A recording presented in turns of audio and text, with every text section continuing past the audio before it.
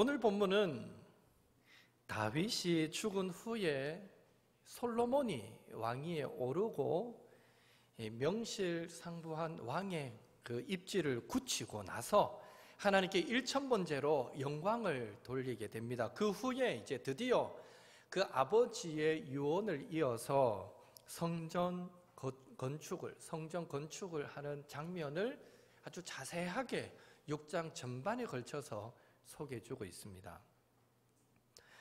여러분, 솔로몬의 아버지 다윗이 얼마나 성전 건축하고 싶어 했는지 여러분 잘 아실 것입니다. 물론 하나님께서 다윗의 성전 건축을 막으셨습니다. 거부하셨지만 그래도 하나님은 다윗이 성전 건축하고 싶어 했다라는 사실을 기뻐하셨습니다. 왕상 8장 17절에서 19절 한번 같이 읽어보겠습니다. 내 아버지 다윗이 이스라엘의 하나님 여호와의 이름을 위하여 성전을 건축할 마음이 있었더니 여호와께서 내 아버지 다윗에게 이르시되 내가 내 이름을 위하여 성전을 건축할 마음이 있으니 이 마음이 내게 있는 것이 좋도다. 그러나 너는 그 성전을 건축하지 못할 것이요 내 몸에서 낳을 내 아들 그가 내 이름을 위하여 성전을 건축하리라 하시더니 아멘.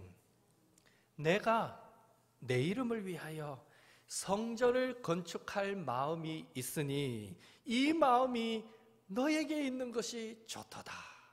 분명 하나님도 기뻐하셨어요. 다윗의 그 마음을 선하게 여기셨습니다. 그렇다면 하나님께서 다윗에게 성전 건축할 마음이 있다는 것을 기쁘게 여기셨음에도 불구하고 왜 건축하지 못하게 하셨는가라는 것입니다. 그 결정적인 이유가 무엇입니까? 역대상 22장 8절 함께 읽겠습니다. 여호와의 말씀이 내게 임하여 이르시되 너는 피를 심히 많이 흘렸고 크게 전쟁하였느니라. 내가 내 앞에서 땅에 피를 많이 흘렸은즉 내 이름을 위하여 성전을 건축하지 못하리라. 역대상 28장 3절도 같이 읽습니다. 하나님이 내게 이르시되 너는 전쟁을 많이 한 사람이라 피를 많이 흘렸으니 내 이름을 위하여 성전을 건축하지 못하리라 하셨느니라. 다윗이 성전을 건축하지 못했던 이유는 피를 많이 흘렸기 때문입니다. 수많은 전쟁에 참여해서 수많은 사람들을 죽인 군사였기 때문이었습니다. 전쟁은요, 어쩔 수 없이 억울한 죽음, 피해자는 생기기 마련이거든요. 수많은 피를 흘렸기 때문입니다. 여러분, 성전은 어떤 것입니까? 성전은 거룩하신 하나님과 죄 많은 우리들이 서로 화목과 평화를 이루는 곳입니다.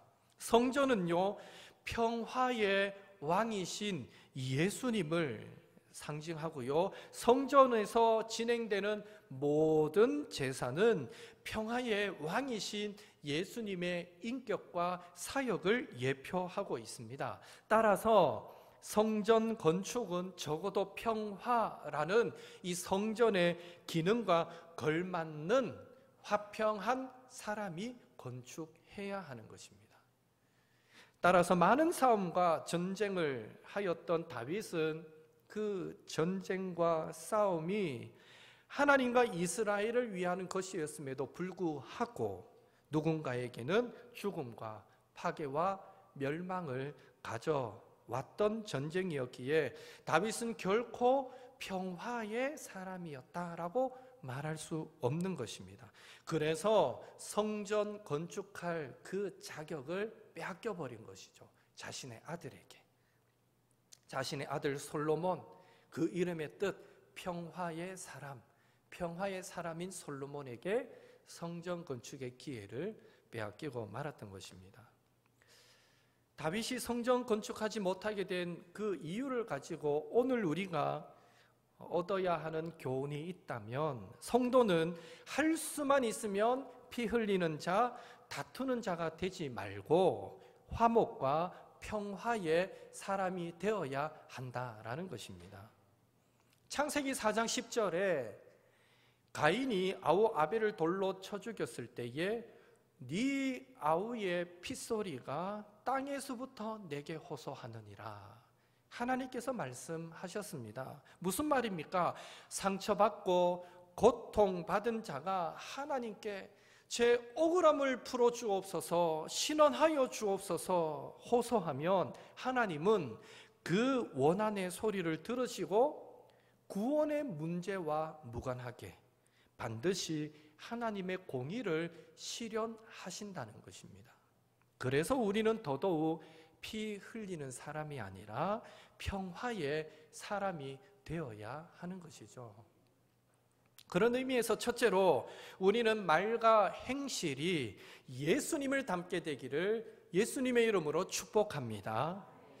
일반적으로 살인이나 엄청난 물질적인 피해보다는 우리의 언행을 통해서 타인이 고통받을 때가 훨씬 더 많습니다. 그런 의미에서 우리는요, 서로가 서로를 대할 때에 수군수군하지 않기를 원합니다. 비난하지 않고 책잡지 마시기 바랍니다. 부풀려 말하지도 마십시오. 좋지 않은 일이라면 전달하지도 마십시오. 필요 이상으로 강하게 직설적으로 지적하여 말씀하지도 마십시오.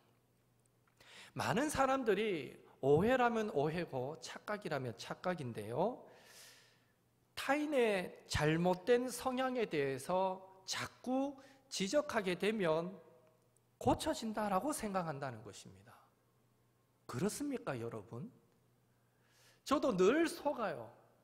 집에서 아이들을 대할 때 한 번씩 잘못된 습관이 나타나면 늘 지적합니다. 그러지 말라고. 그런데요, 그렇게 지적해도 늘 그대로예요.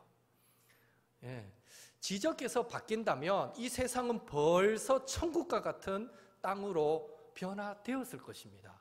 그러나 현실이 그렇지 않지 않습니까? 사람이 변화될 수 있는 원동력은 누군가의 지적이 아니라 하나님의 은혜라는 사실을 잊지 않기를 예수님의 이름으로 축복합니다. 은혜입니다. 은혜가 변화시키지 누군가의 지적이 바꾸어 놓지는 않습니다.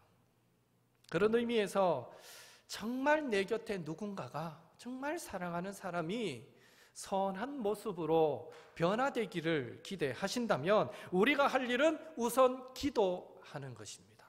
그 사람을 위해서 우리는 눈물을 뿌려서 기도해야 합니다. 그리고 기도했다면 인내하며 기다리셔야 됩니다. 그리고 아주 우연한 기회에 대화할 자리가 생긴다면 충분히 기도한 그 마음으로 조심스럽게 권면하면 됩니다. 그러할 때 강력한 성령의 역사로 하나님이 놀라운 은혜를 베풀어 주실 줄로 믿습니다. 절대로 기도, 인내, 기다림, 권면 이 순서가 뒤바뀌지 않기를 그렇게 주의하시기를 주님의 이름으로 부탁드립니다. 어떤 분들은요, 대번에 가서 권면부터 해버려요. 지적부터 해버려요. 기도 한번 해보지 않고. 그러니 그 지적은 더 큰 화를 불러오는 거죠. 한번 두고 보자. 니는 잘났나? 이런 결실을 맺게 되는 겁니다.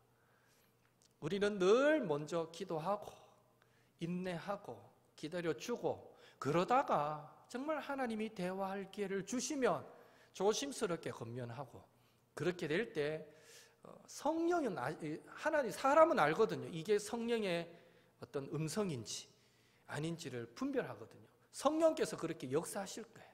우리가 늘 주변에 말할 때는 꼭 이렇게 권면할 수 있게 되기를 한 번 더 주님의 이름으로 부탁을 드립니다. 첫째는 우리의 말과 행실이 예수님 닮아야 하겠고, 둘째로 필요 이상의 과욕을 부리지 않기를 예수님의 이름으로 축복합니다. 야고보서 1장 15절에 욕심이 잉태한 즉 죄를 낳고 죄가 장성한 즉 사망을 낳느니라 라는 말씀이 그냥 우리에게 주어진 말씀이 아니라는 것을 기억하시기 바랍니다. 내가 어느 정도의 열심을 내고 욕심 정도 내는 건 문제가 되지 않습니다. 사람이 욕심이 없으면요, 열정도 없어요. 어느 정도의 욕심 필요합니다. 그런데 과욕은 문제가 되는 거예요. 내가 과욕을 부리는 만큼 사실은 고통받는 자들이 생기게 되어 있습니다. 그렇다고 성도가 가난해져야 됩니까? 그렇지 않습니다. 이왕이면 여러분 물질의 축복 받으셔서 모두 부자가 되시기를 예수님의 이름으로 축복합니다. 예, 큰 소리로 아멘 하세요. 여러분 모두 이왕이면요 물질의 복을 받으셔서 부자가 되시기를 예수님의 이름으로 축복합니다. 그러셔야 됩니다. 그래야 또 하나님 나라 영광 위에서 쓰임받지요. 예. 그렇지만 꼭 부탁드립니다. 욕심 없는 부자가 되시기를 예수님의 이름으로 축복합니다. 예, 욕심 없는 부자. 참 이상적이라 생각할 수 있지만 나는 막 그렇게 더 가지고 싶지 않은데도 하나님이 부어주시는 거예요. 그래서 나는 자꾸 베풀고 나누고, 근데 하나님은 채워주고, 얼마나 손발이 맞습니까? 이럴 때 가장 하나님 앞에 온전한 부자의 모습이 되겠다, 이런 생각도 해보게 됩니다. 굳이 물질뿐 아니라 사람에 대한 욕심도, 명예와 인기에 대한 욕심도 과하면 죄가 된다는 것을 기억해야 합니다.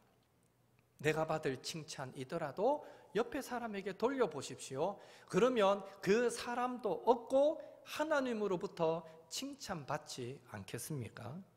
분명한 것은 내 곁에 사람이 생각할 때에 그것이 물질이든 명예이든 인기이든 그것이 무엇이든지 간에 우리가 참 저 사람 욕심이 많다라고 비춰진다면 우리는 이미 누군가에게 상처를 주고 있다라고 보시면 틀리지 않다라는 것입니다.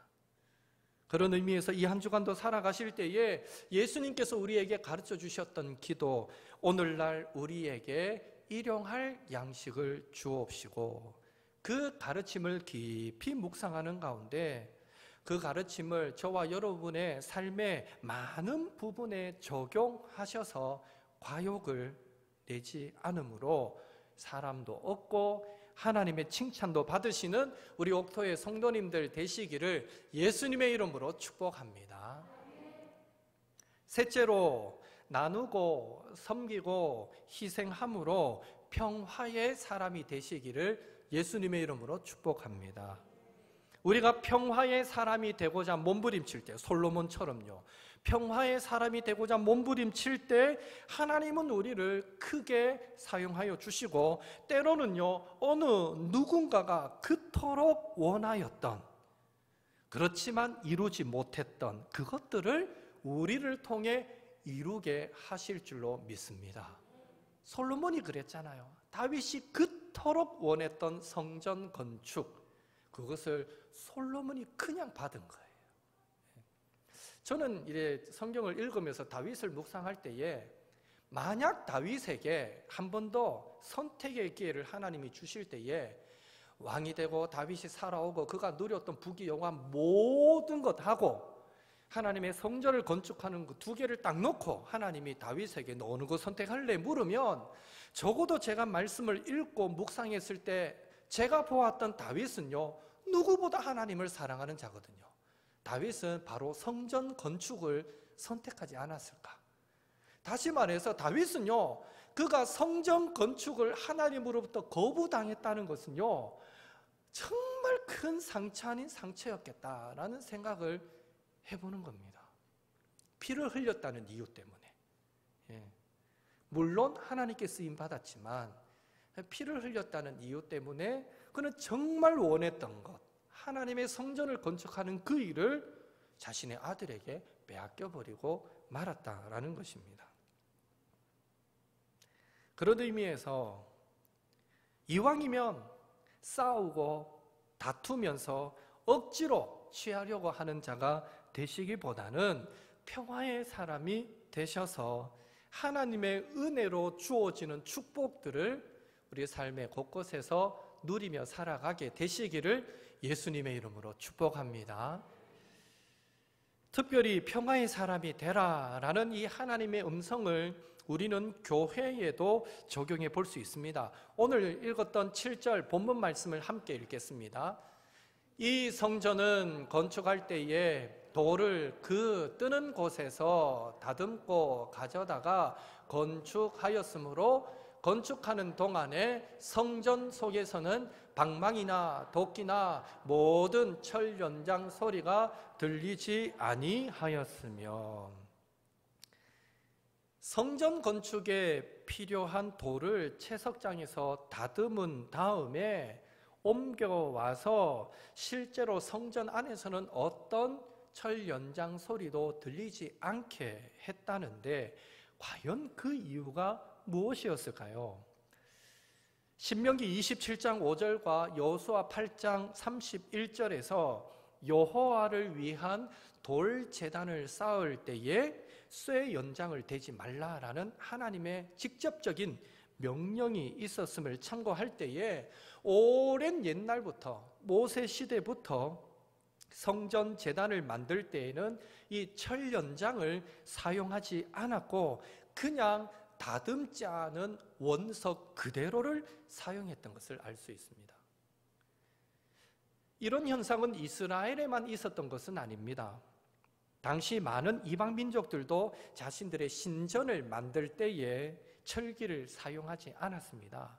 BC 22세기, 지금부터 약 4200년 전 수메르 지방의 도시 라가시를 지배했던 구데아라는 사람의 그 왕의 기록을 보면 술의 신의 신전을 지을 때에 그 신전 지역 주변에 아무런 소음도 소리도 들리지 않게 했더라라는 기록이 남아 있습니다.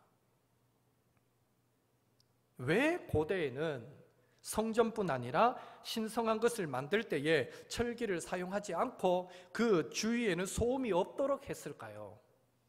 많은 신학자들의 연구 결과 이 철은요, 대개 이 전쟁에 필요한 무기를 만드는 데 사용하였기에 평화와 화합을 상징하는 하나님의 성전을 만들매 있어서 전쟁과 폭력을 상징하는 철기를 사용하는 것은 옳지 않다라고 여겼기 때문이라는 것입니다. 다시 말해 성전 안에서조차 전쟁에서 서로 죽이기 위해서 칼을 휘두를 때 칼이 서로 맞닿아서 부딪히는 쟁쟁하는 소리가 성전 안에서조차 들리므로 거룩하신 하나님 앞에서 평화와 화합을 상징하는 성전 안에서 오히려 그 거룩함을 훼손할까 싶어서 성전 안에서는 철연장 소리가 들리지 않도록 했던 것입니다. 솔로몬이 건축했던 성전은 오늘날 우리 교회입니다. 따라서 교회의 본질은 솔로몬 성전과 동일하게 하나님을 예배하고 또 하나님을 통해서 하나님과 우리 사이가 화목되고 그리고 성도가 화합하며 지치고 상한 심령이 새 힘을 얻는 곳, 그곳이 교회인 줄로 믿습니다. 그런 의미에서 저와 여러분은요, 교회 안에서 성도를 대할 때에 전쟁과 다툼과 강포를 상징하는 철 연장이 아니라 예수님처럼 모퉁이 돌이 되시기를 예수님의 이름으로 축복합니다. 피 흘리는 사람이 아니라 평화의 사람이 되시기를 주님의 이름으로 축복합니다. 오늘 본문은 일반적으로 읽었을 때에 우리는 7절 한 절만 읽었지만 1절부터 38절까지 쭉 읽어가면요, 그렇게 큰 은혜로 다가오지는 않습니다. 처음부터 끝까지 성전에 사용된 재료가 소개되고 그 치수가 어느 정도 크기로 만들었더라, 치수가 쭉 열거되기 때문입니다. 읽다 보면 살짝 지루하기도 하고요, 왜 이렇게 기록해놨지 싶은 생각도 들 정도로 이것을 읽었을 때 별로 크게 은혜로 와닿지 않는 본문이기도 합니다. 그러나 오늘 본문에서도 분명 하나님이 우리에게 들려주시고자 하시는 음성이 있을진데, 특별히 성전 건축에 사용되었던 재료, 그 재료를 가지고 잠시 한 가지 더 은혜 나누기를 원합니다. 여러분, 성전 건축에 어떤 재료들이 사용되었습니까? 외관을 지을 때는 돌이 사용되었습니다. 그러나 성전 내부 14절 이하를 보면 성전 내부 공사를 할 때에는 크게 4종류의 재료가 사용되었는데요. 15절에 보면 성전 건축 재료로 백향목과 잣나무가 사용되었다라고 되어 있고요. 또 20절에는 정금이 사용되었다. 그리고 23절에는 감람나무도 사용되었다라고 크게 4가지 재료, 백향목, 잣나무, 감람나무, 정금, 이렇게 사용되었다라고 기록되어 있습니다. 이런 사실에서 우리가 그렇다면 얻는 교훈이 무엇인가라는 것인데요. 우선 백향목과 잣나무의 경우 그것이 상징하는 바는 부와 권력과 아름다움입니다. 백향목의 나뭇결은 하얗고요. 또 잣나무의 나뭇결은 약간 붉습니다. 결 자체가 아름다워요. 예, 아주 고급 재료입니다. 그리고 향기도 나고요. 이런 백향목이 가지고 있는 특성, 그 의미하는 바, 부와 권력, 이런 것들을 전제할 때에 성전에 거하시는 하나님이 어떤 분이신가를 바로 이 성전 재료가 말해주고 있는 것입니다. 즉, 성전 안에, 교회 안에, 그리고 우리 안에 거하시는 하나님은 바로 전능하신 하나님, 온 세상 가운데 가장 높으신 하나님이시다라는 것을 바로 이 백향목, 잣나무가 우리에게 교훈해 주고 있습니다. 더불어서 주님은 교회의 머리가 되시고 우리는 그분의 몸이고 성전이 됩니다.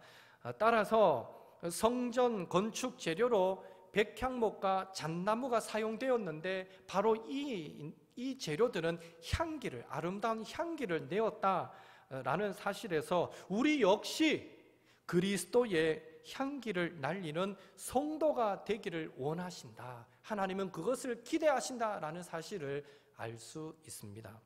또한 백향목과 잣나무가 병충해에 아주 강하고요, 잘 부식되지도 않고요, 그리고 내구력이 아주 강한 나무입니다. 그러니 노아 방주가 잣나무로, 창세기 6장에 보면 잣나무라 되어 있지 않고 거기에 고페르 나무라고 되어 있어요. 왜 거기서는 굳이 원어 그대로를 사용했는지 모르겠어요. 고페르라고 되어 있는데 그게 잣나무예요. 예.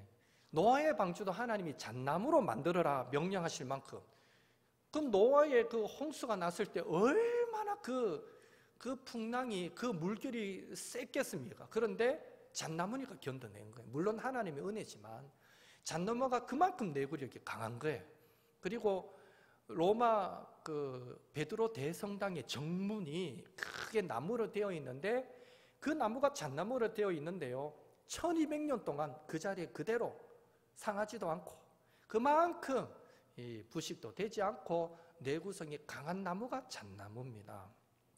이런 것들을 전제할 때에 우리 역시 사탄의 공격으로부터 쓰러지지 않기 위해서라도 날마다 말씀과 기도로 우리의 영적인 내구력을, 우리의 영성을 높여가는 그런 성도가 되어야 한다. 그런 성도가 되기를 하나님은 기대하신다라는 것을 우리는 백향목, 잣나무가 성전 재료로 사용되었다라는 사실에서 얻을 수 있는 것입니다. 또한 감람나무가 사용되었는데요. 감람나무는 노아의 이 방주가 이제 이 사건 끝에 비는 그치고 물이 이제 다 이래 낮아졌을 때에 노아가 비둘기를 날려 보냈는데 마지막에 비둘기가 물고 온 게 무엇입니까? 감람나무 잎사귀거든요. 새 잎사귀거든요. 그때부터 감람나무는 비둘기와 더불어서 평화를 상징하는 그런 의미를 담게 되었습니다. 예, 평화와 축복을 상징하는 의미가 감람나무입니다. 그리고 그 기름은 거룩하게 구별하는 데 사용되었습니다. 이런 사실을 전제할 때 바로 이런 감람나무가 성전의 재료로 사용되었다라는 것은 성전에 거하시는 하나님이 어떤 분이시라는 겁니까? 그 하나님은 평화의 하나님이시고 그 하나님은 축복의, 복의 근원이 되시는 하나님이시고 그 하나님은 거룩하신 하나님이시다라는 것을 말씀해 주는 겁니다. 더불어서 주님의 몸인 교회에 각 마디마디를 이루는 우리들 역시 평화의 도구가 되어야 되고 축복의 도구가 되어야 되고 우리 역시 날마다 세상으로부터 거룩하게 구별되는 신부가 되어야 한다라는 교훈을 바로 이 감람나무를 통해서 우리는 얻을 수 있는 것입니다. 마지막으로 성전 온 내부를 정금으로 입혔는데요, 이 금은 아무리 땅속에 묻혀있고 몇백 년, 몇천 년 묻혀 있어도요, 그걸 캐내면 그 색깔이 변함이 없습니다. 한결같거든요. 그것을 생각하면 정금은, 특별히 정금이잖아요. 정금은 정결, 불변, 영원을 상징하고요, 더불어서 금 자체가 부귀와 풍요를 상징하기에 성전에 거하시는 하나님은 거룩하신 하나님, 더불어 신실하신, 불변하신 하나님, 그리고 그에게는 부족함이 없는 풍성하신 하나님이시다라는 것을 우리에게 말해줍니다. 더불어 주님의 몸인 교회 된 우리들 역시 어떠한 사람이 되어야 된다는 것입니까? 우리도 거룩하고 순결하고 정결한 성도, 어떤 순간에서도 하나님을 향한 믿음이 흔들리지 않는 불변한 그런 성도가 되기를 하나님은 기대하신다라는 것을 오늘 이 정금이 성전 재료로 사용되었다라는 것에서 그 교훈을 얻을 수 있는 것입니다. 바라기는 이제 우리는 성전 건축 재료가 주는 의미를 통해서 성전에 거하시는 하나님이 전능하신 하나님, 온 세상 가운데 가장 높으신 하나님, 평강의 하나님, 또 복의 근원이 되신 하나님, 거룩하시고 신실하시고 불변하시고 부족함이 없으신 하나님이시다라는 사실을 알았기에 혹 세상 여파로 인해서 우리 안에 하나님을 향해 희미해졌던 신앙의 고백이 있다면 다시금 내가 믿고 있는 하나님을 내 인생의 동반자로, 내 인생의 구원자로 누구보다도 분명하고 무엇보다도 확실하며 우리에게 있어서 보증 수표와 같은 그런 분이심을 믿음으로 깊이 고백하시는 저와 여러분이 되시기를 예수님의 이름으로 축복합니다.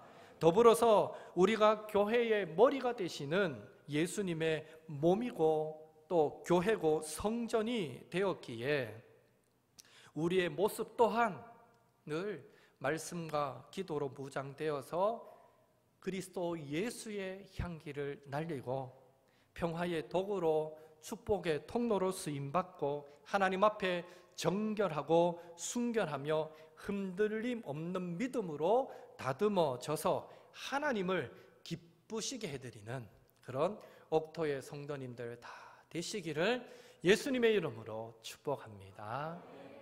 우리 나눈 말씀 붙잡고 우리 통성으로 기도하겠습니다. 하나님, 매주 매일 찾는 이 성전, 이 교회가 하나님을 만나고 하나님을 느끼고 경험하며 그런 처소가 될 수 있도록 도와주옵소서. 내가 믿는 하나님이 전능하시고 축복의 근원이 되시고 신실하시고 부족함이 없으시니 내 삶의 모든 순간에 그 하나님만을 신뢰하며 살게 도와주옵소서. 하나님 앞에서 내 삶이 가정에서나 직장에서나 교회에서의 내 모습이 피 흘리는 자, 철 연장 소리를 내는 자가 아니라 평화의 사람, 축복의 통로가 되게 하옵소서.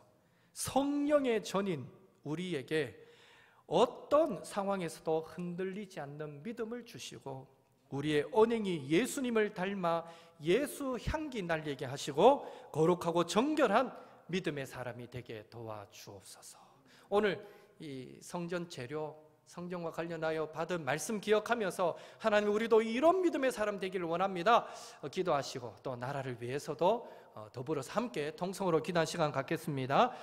사랑의 하나님, 주님 은혜 감사드립니다. 오늘도 정한 시간, 정한 자리에 저희들을 불러주시고 하나님을 높여 예배하게 하시고 또 하나님의 말씀으로 우리가 도전받고 은혜받게 하시니 감사드립니다. 주여, 간절히 소망합니다. 주님, 바로 성전을 지을 때에 그 성전 안에서 철 연장 소리가 들리지 않도록 하였습니다. 하나님, 피 흘리는 자가 되지 않고 아버지 철 연장의 아버지 역할을 감당하는 자가 되지 말라고 오늘 분명하게 하나님은 우리에게 교훈하여 주셨습니다. 다윗은 성전을 짓기를 그렇게 고대하였지만 그가 피 흘리는 자가 됨으로 말미암아 그가 그렇도록 삼아던 성전 건축을 자신의 아들 솔로몬에게 빼앗기고 말았던 것 우리가 기억하게 도와주시고, 하나님 우리가 화평한 자가 되고 평화의 사람이 될 때에 하나님 우리가 생각지 않았던 은혜까지 받아 누리며 누군가가 그토록 원하였던 그것이 우리를 통해서 이루어지는 역사도 일어나게 된다는 사실을 기억하고 우리가 늘 아버지여 평화의 사람이 되려고 몸부림치는 주의 백성들이 되도록 인도하여 주시옵소서. 더불어 주여, 성전에 사용된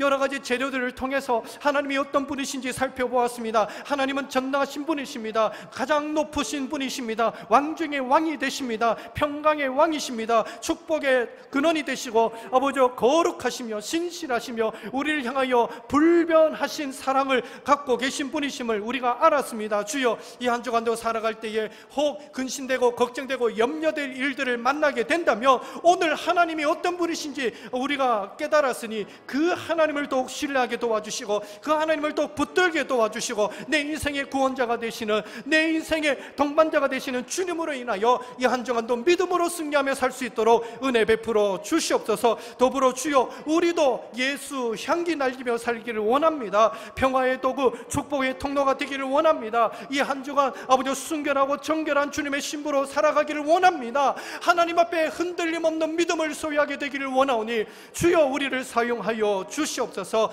내 조국 대한민국 하나님 많은 어려움과 위기 가운데 있사오니 하나님 붙잡아 주시고 특별히 우한 코로나가 속히 이 땅에서 끊어지게 도와주시며 아버지 위축되었던 경제도 살아나게 도와주시고 세우신 대통령과 위정자들을 통해서 이 나라가 더 아름답게 이끌려져 가도록 주님 도와주옵소서. 그들이 많은 정책을 세우고 많은 법을 만들 때에 정말 이 나라를 위하는 정책을 세우고 법을 만들 수 있도록 은혜를 베풀어 주시고 특별히 그 정책이 기독교와 반하는 정책이 세워지지 않게 도와주시며 이왕 그 안에 믿음의 사람들도 있을진데 주여, 많은 의원들, 믿음의 사람들, 그들이 예수 믿는 사람임을 기억하게 도와주시고 아버지여, 당약보다는 하나님의 말씀이 우선될 수 있게 도와주시며 결코 하나님의 말씀에 위배되는 결정들이 이루어지려 할 때는 그들이 목숨을 걸고 막을 수 있게 도와주시며 그렇게 우리나라가 더 아름답게 지켜지는, 영적으로 보호되어지는 복된 나라가 되도록 아버지여 인도하여 주시옵소서.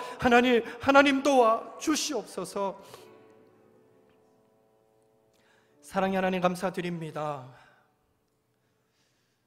교회 안에서 어떤 이는 철 연장 역할을 감당할 수도 있고 어떤 이는 또 화평의 사람의 역할을 감당할 수 있습니다. 주여, 할 수만 있으면 우리 모든 옥토의 성도들은 화평의 사람, 축복의 통로로 쓰임받게 도와주옵소서.